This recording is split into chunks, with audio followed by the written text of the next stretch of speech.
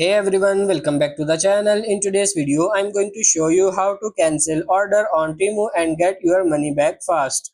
First step is open the TEMU application. Tap on the U tab at the bottom and select your orders. Scroll through your orders and tap on the one you want to cancel.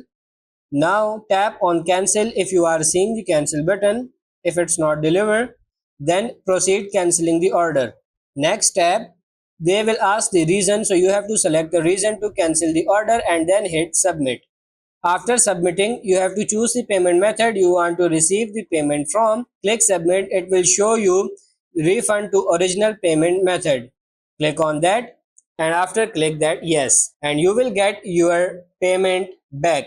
Reminder, if your order has already been shipped, cancellation won't be possible. But don't worry, you can request a return or refund once the item arrived.